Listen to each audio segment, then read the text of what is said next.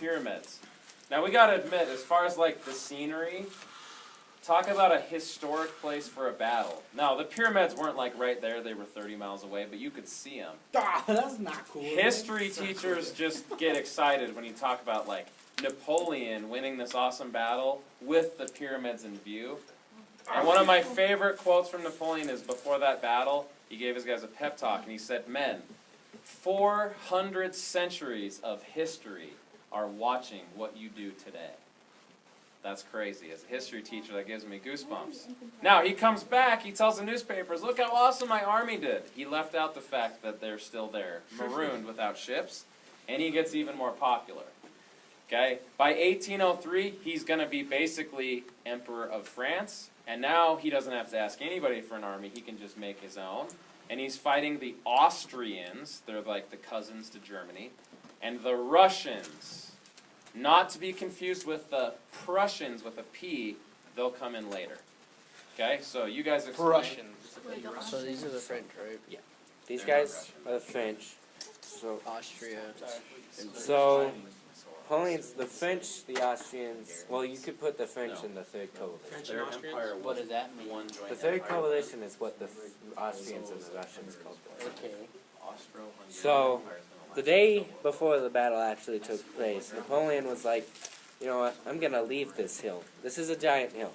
It looks over everything, Pratzen Heights. everywhere. It's called Pratzen Heights. And Why would he Napoleon's leave like, the hill? Because he wants them to do what he wants them to do.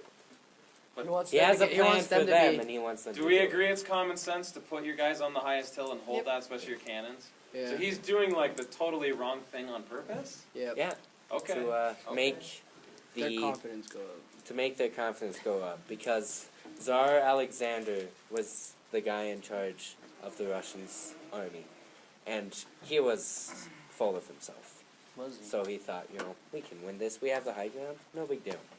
So the day the battle happened, there was a really big fog, and all of his troops were hidden in the fog.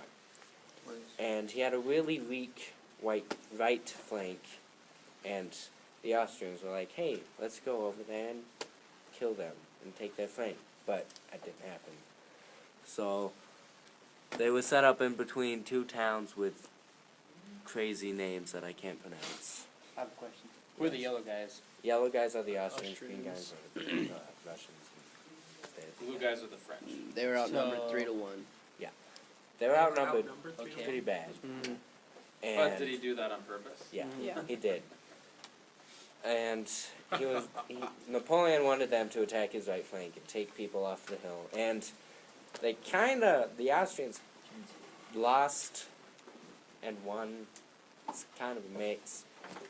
Was no clear winner, but they ended up having to retreat because they got beat back so bad. And then if they would have attacked again sooner than they actually did, they would have won, but because of a forced march that by those guys, they went 70 miles in 48 hours walking, which is crazy. That's insanely fast. Yeah. Wait, how many hours? 48. So in 2 days, they marched 70 miles on foot. It's an army. And remember, you're carrying all your stuff. Like 6 more miles an hour. That's averaging But that's 2 miles an hour, counting all 24 hours a day. A mile is like So- 100 hours. Like in a That's an car? average mile. Depends on Miles like 10 minutes walk. That's 420. But listen, you're carrying a pack, a Yeah. musket, all your So, like, supplies. You're 15 not minutes just per out mile. for a stroll.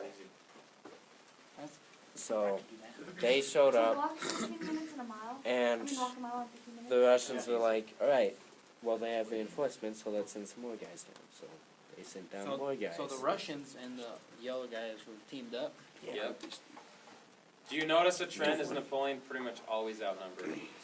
Like the Mongols? This is kind of a Mongol-esque strategy. Is he related to the Mongols?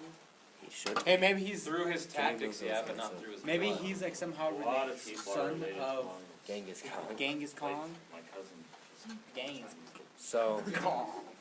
there's a big fight going on down there, and the coalition is focusing over there. And then as the Austerlitz sun shows up, the Austerlitz, shut up, man.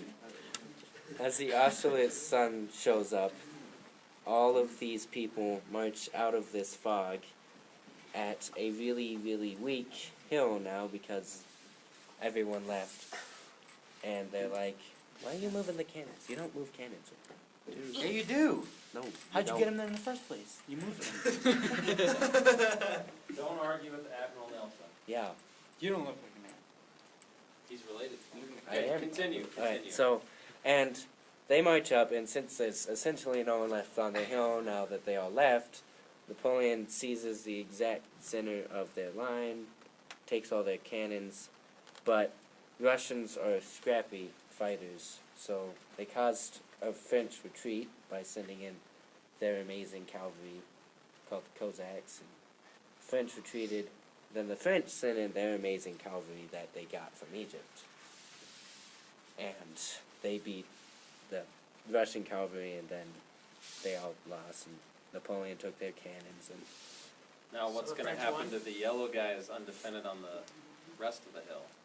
they're gonna turn the old cannons on them and shoot them. And they're going to die.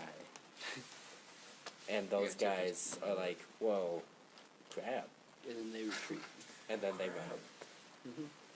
And Napoleon wins. So tie it all together in one overview, because like that was very in depth and I'm impressed. But it seemed like the first couple things you said, it's like, now this is the total opposite of what you should do, but Napoleon's going to do it on purpose. Can you like tie that together and explain, Ivy?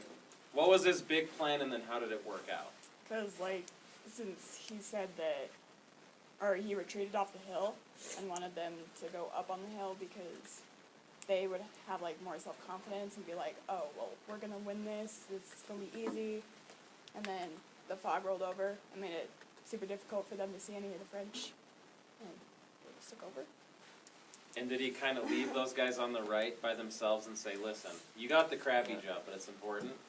Let the cocky Austrians come down, just hold them off.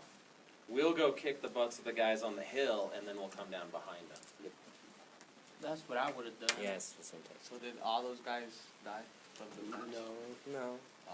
Their job, it's like, you just It's hold them off. Yeah. Keep fighting They until didn't we hold. come to save you. All right. but a lot of them. Because look what they did. They divided their guys into two groups. Because they were cocky, right? So, what's this do for his legacy? It's his greatest battle ever, is what a lot of people say. And What type of general do you think this makes him, audience? A good, a legend. Intelligent one? Is that like pretty complicated, complex, sneaky stuff that he was doing? Yeah. Does it kind of sound like the Mongols? Retreat on purpose and get them to chase you? Anybody have a question for the Battle of Austerlitz group? Okay, let's give them Oh, two. I do. Ready?